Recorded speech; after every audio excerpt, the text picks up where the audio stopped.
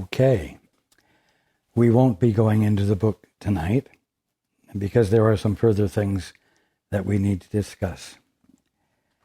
So, before we begin, let's take a few moments to be quiet together.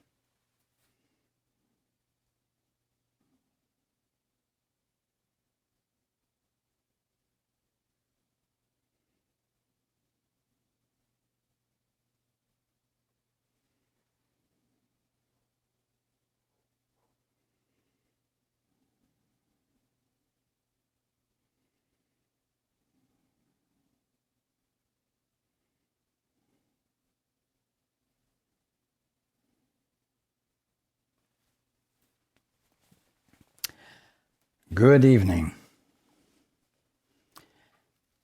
and welcome to everyone who's joining us on the internet. We've been talking about the holy instant, the practice of the two-step, and I've been discussing it with everyone in rather imperative terms.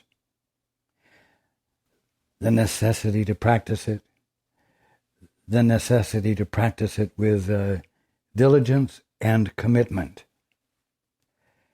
and the fact that without its practice, awakening will not occur. I've also discussed the fact that it is fundamentally simple. Now,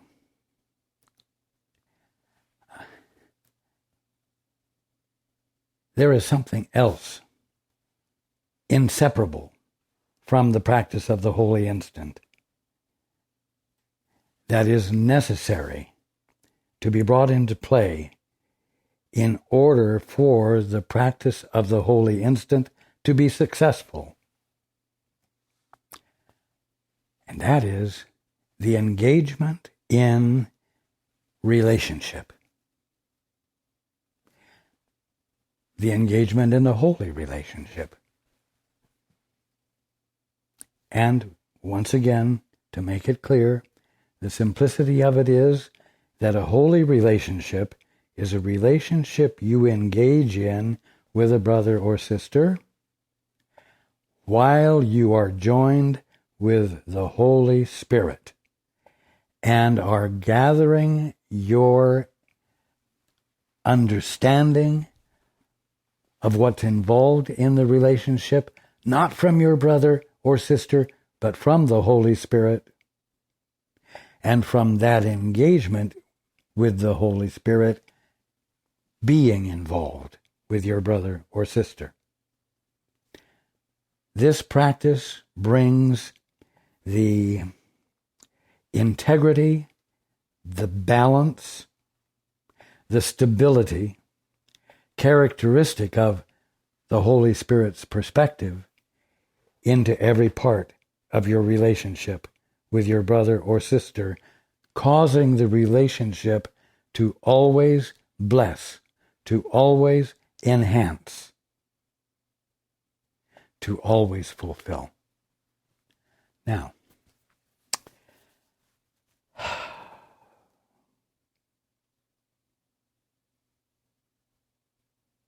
what does this mean? In very practical terms, what does this mean? And I'll share a little illustration. A 4-year-old is given a puzzle by his parents. One of those puzzles which, when you have assembled it, has a picture on the front and the back. And this puzzle has a simple line drawing of a person, of a human being, on one side, and on the other side, it has a picture of the world. And they give this puzzle to their boy, who takes it with glee and sits down, and the parents go on to attend to other things, imagining that it will take quite a while. But within minutes, the child comes running in. See what I've done. And they look at it, and indeed, it's perfect. And they said, "How did you do it?" And he says, "It's easy. when I have my man right, I have my world right. Now, this is a really fundamental point which I'm going to translate a little, so that it says when you have your relationships right, you have your world right. Now,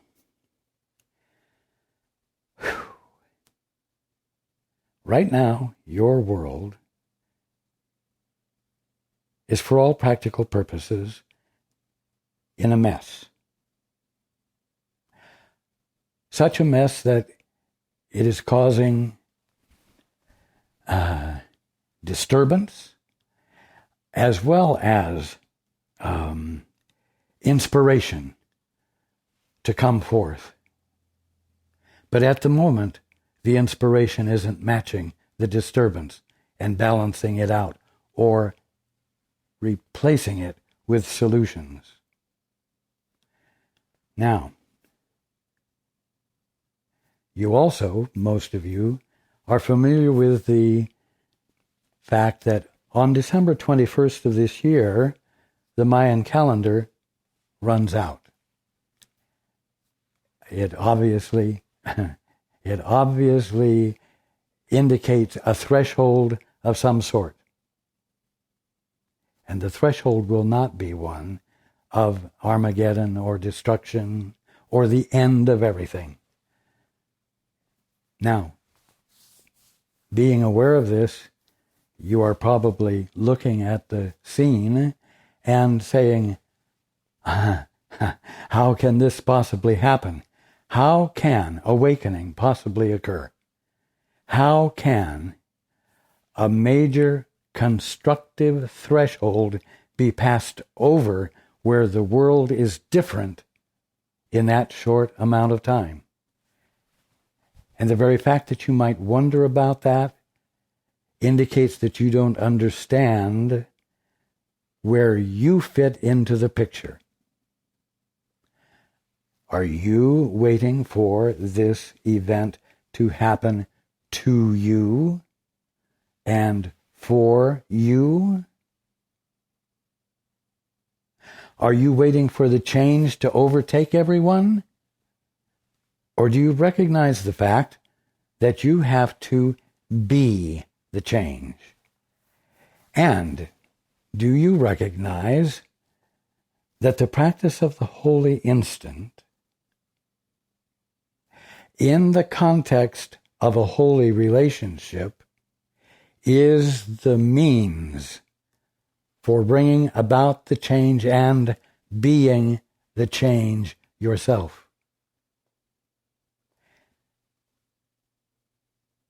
Now, this is very important to understand, because you know what? Relationships are messy. Relationships are difficult. Relationships require attention and commitment. And you know what? If the world attempts to solve its problems by the manipulation of externals, such as banking procedures and the operation of businesses and investments and so on, I promise you that the result will be very uncomfortable, because you cannot afford to change the externals without having first established clearly in your life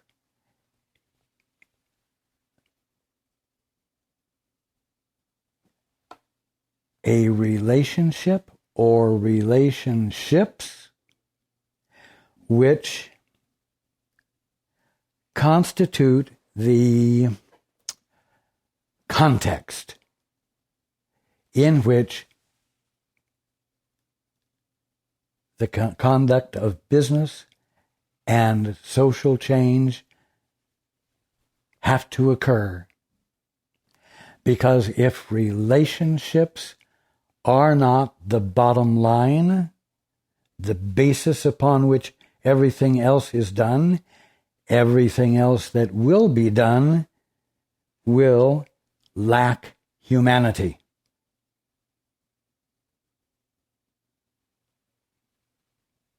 Now, if you want to see significant change in the world, especially by the end of this year,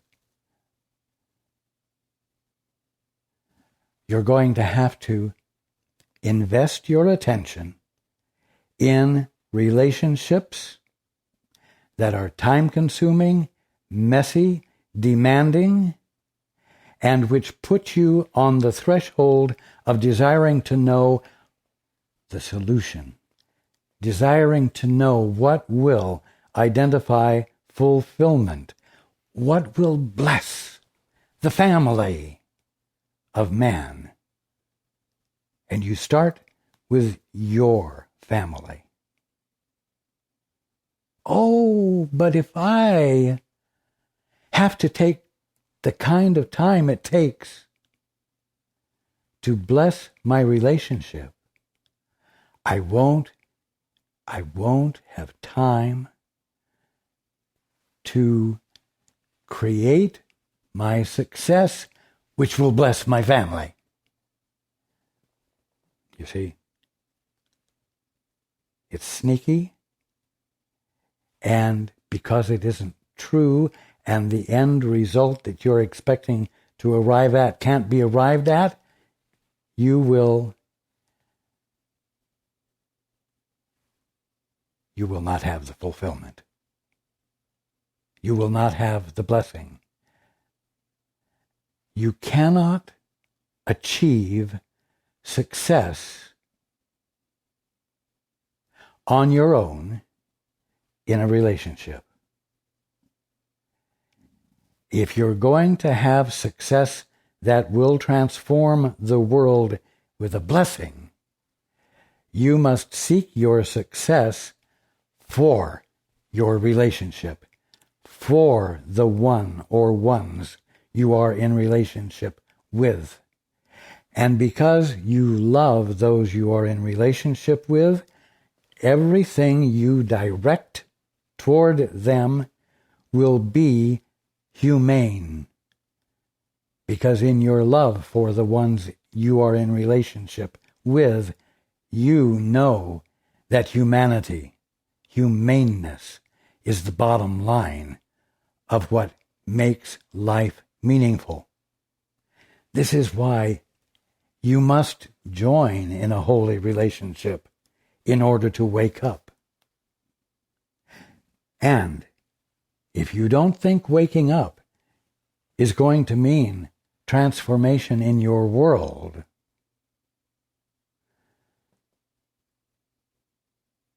then you don't understand what the transformation is about, and you don't understand where you fit into it, or that you have a part to play.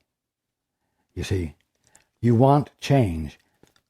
If you want change, you've got to be the change. If you're going to be the change, you're going to have to be willing to be in a new way. And so, individuals are not going to be able to run off after their success to bless their partner without being involved with your partner first, so that there is communication, brotherly love, harmony between you, and a conscious awareness that everything you do must be for the benefit of family, of relationships. Then things will not be allowed by governments that don't reflect that humaneness. Because you won't be so busy looking after your success in the world to notice that the world is reflecting the fact that everyone else is going after success, having abandoned the relationships they're in, and having lost the fact that what means something to a relationship, consciously held in mind as decisions are made, will cause the decisions to embody humanity. You see? You don't have time to neglect your relationships. And you don't have time to neglect the practice of the two-step and the holy instant, so that you are joining with your partner, those you are in relationship with, joined with the universal wisdom, God's perspective, provided by means of the Holy Spirit. You see? It's very important. Now, in relationships, what are the factors, or what is the factor that provides the guidance as to how to ensure that humanity prevails? What it is need. What is your brother's need?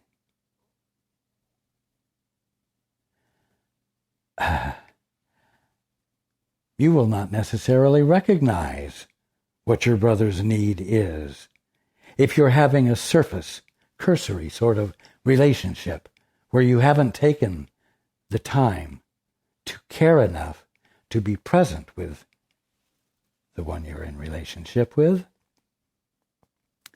so that you, in inquiring of the Holy Spirit as to what is needed, hear what is needed and know what to share and to extend and to embody in the relationship.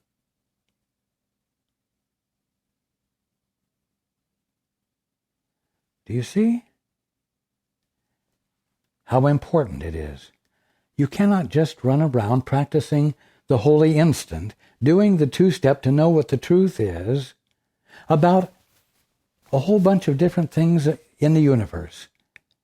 That's not enough. That's not the focus. Yes, you do want to be able to recognize the more of what God is being in everything you're seeing. But the bottom line motivation is to abandon independence, to abandon self-seeking, to abandon the search for success at the cost of your brother's good, or wealth, or health, or at the cost of your relationship with your partner and your family. It's that black and white. But because it's that black and white, the solution is that black and white. That simple to be able to grasp. And so it points you in the direction of success. But it points you also in the direction of involvement. Involvement that perhaps you don't want, because you're still too selfish.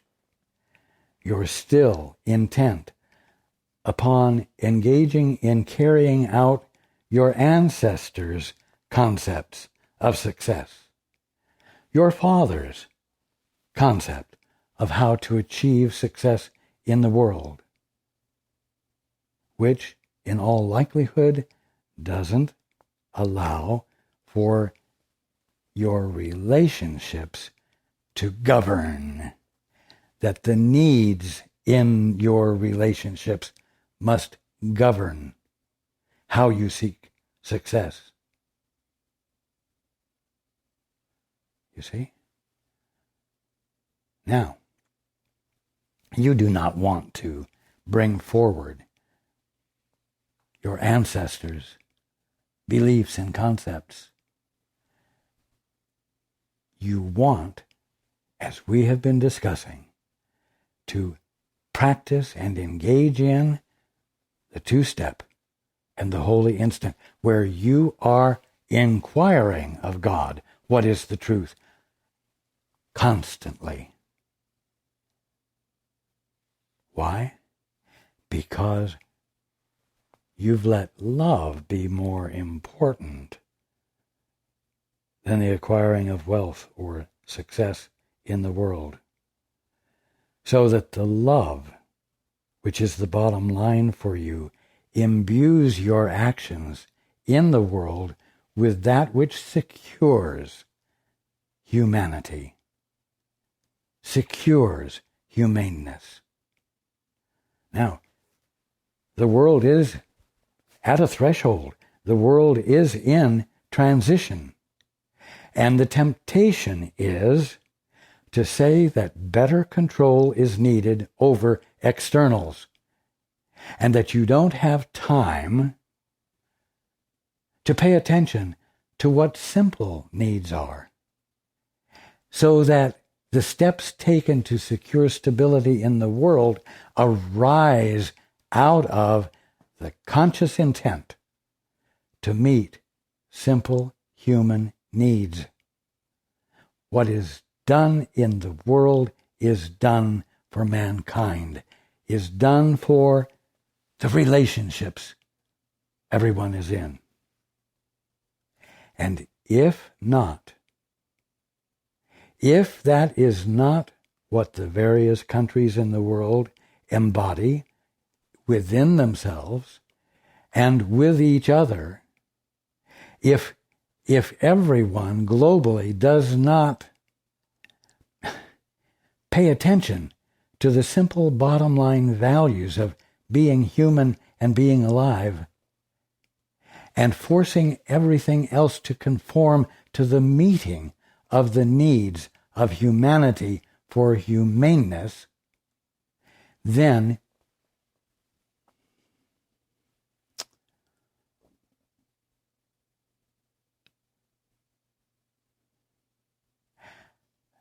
you're going to be faced with an even greater demand to do it. You're not going to be able to get out of it. It's time, you might say, to grow up. It's time for mankind to grow up and not do great and grand things way out, above and beyond the meeting of simple human needs and the valuing of simple, I'm going to say, human life. Because you know what? Simple human life, which there are many false beliefs about, is the sons and daughters of God exhibiting and embodying the Father's will. And the whole picture of this is called the kingdom of heaven. And at the level of individuality, it's called the sons and daughters of God. Now, if you're not looking where human need is apparent, and if you're not letting human need call forth in you a determination to act only in ways that meet the human need and bless everyone,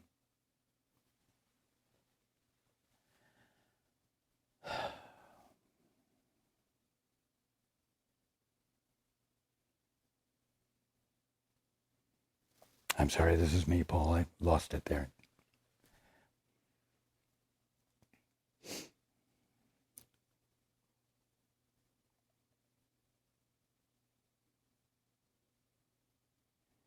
Then you will have missed a point. You will have missed something that you didn't need to miss.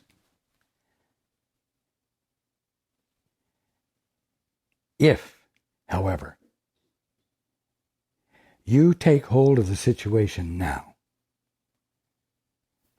in every exchange in your day, every involvement with another which constitutes a relationship, if you take hold of it now, and you refuse to engage in anything but that which enhances the human condition, because you love, then you will be agents for change, because you will withdraw your commitment to the general mistake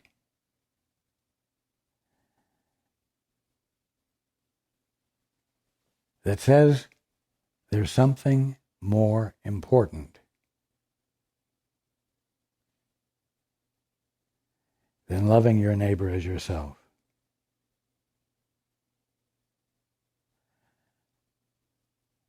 Then taking the time to engage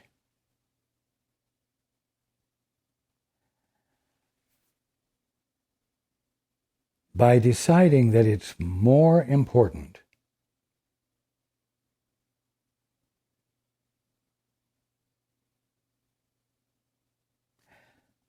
to love your brother or sister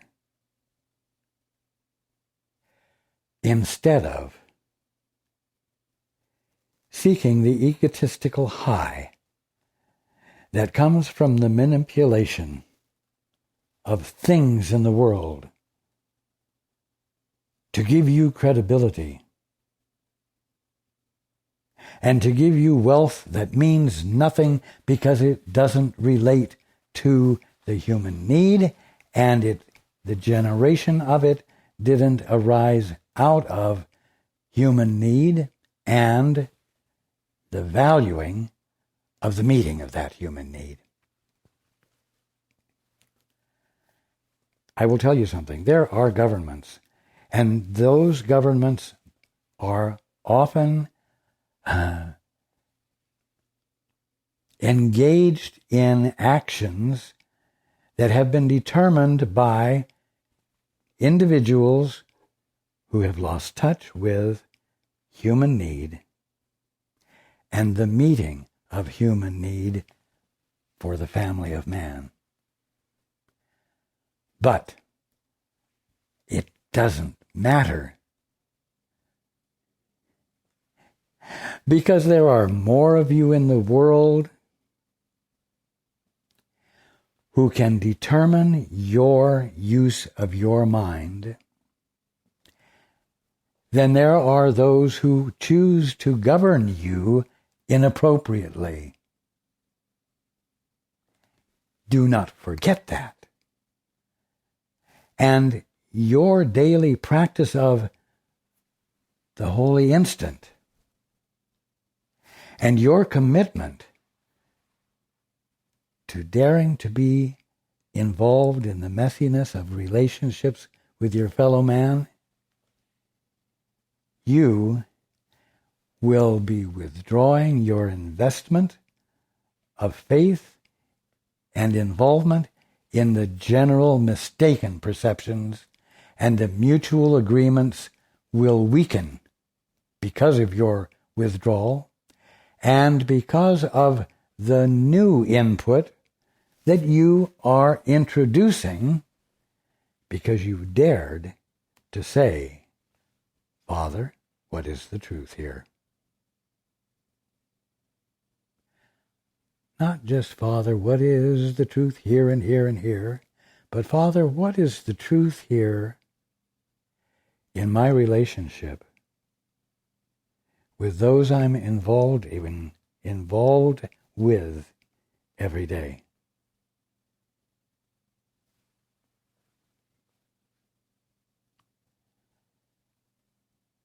A groundswell of love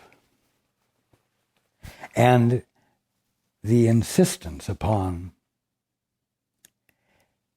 embodying and enacting in the world that which meets the human need and blesses without cursing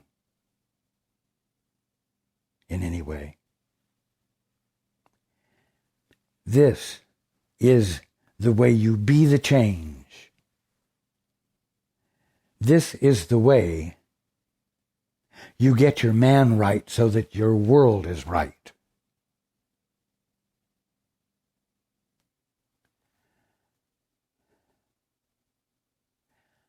Don't let the belief or the idea that being involved with your brother or sister and letting your relationship and its fulfillment in humaneness be primary, don't you be misled into thinking that doing that is going to destroy your chances to be successful in the world and therefore constitute an activity that you should not engage in because it will ruin your chances to be great.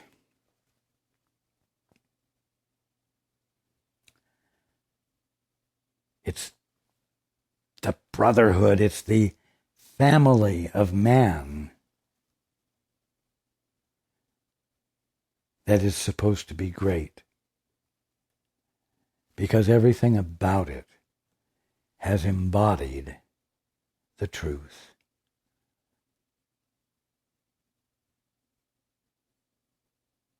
Now, you could say that what I'm saying tonight is a call to action.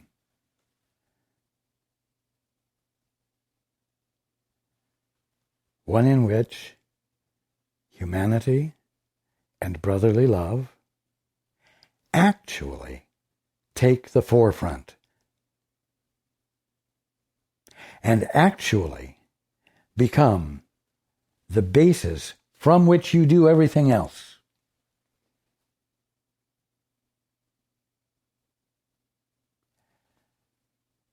Awakening to the kingdom of heaven that you are in and you are misperceiving because your attention is being given in the wrong place will be uncovered through the practice of the holy instant in the context of a holy relationship.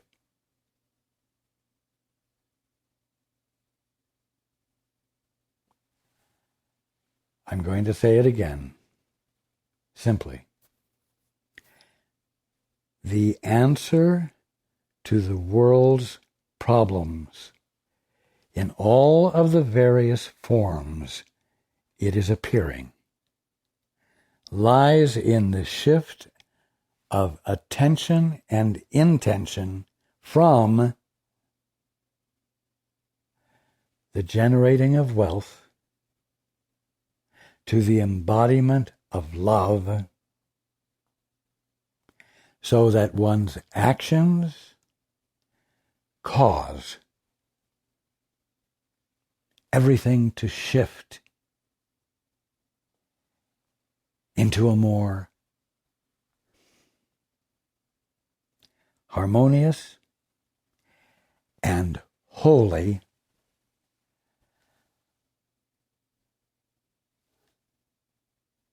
manifestation.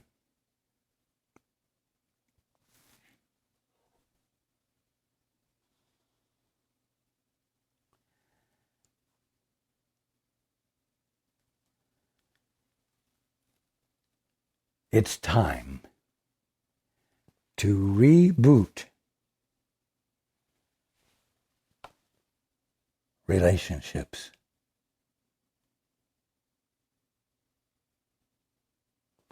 It's time to turn off the operating systems which have been developed by means of mutual agreements between sons and daughters of God who think they're only human beings, where love does not seem to be natural, but competition does, and succeeding at the cost of another does.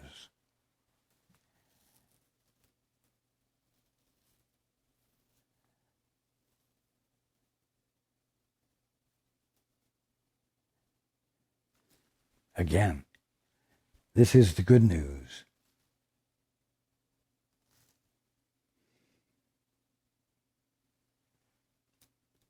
When you shut up, when you turn off the operating system that's operating now, which not only was built on false foundations, but has degraded in its extensive use without being refreshed. And then you say, not to your fellow man, so you can set up new mutual agreements, but you say, Father, what is the truth here? You are rebooting with a new operating system, which is an ancient operating system since the beginning. And it's the answer.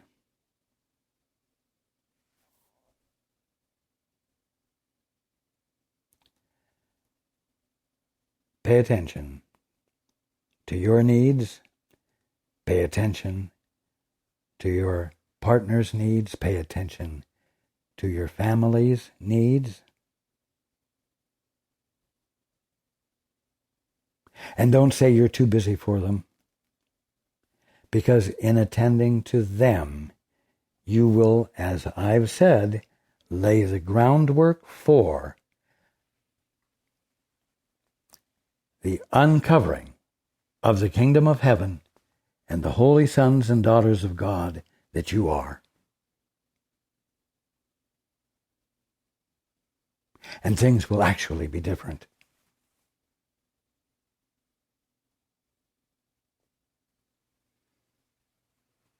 Now, I love you all. And I encourage you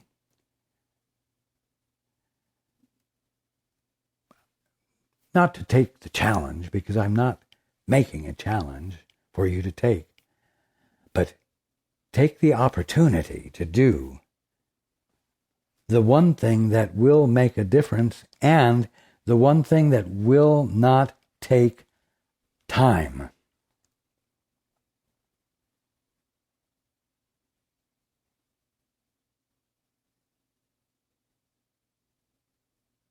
One with God is a majority. I love you all, and I look forward to being with you next time.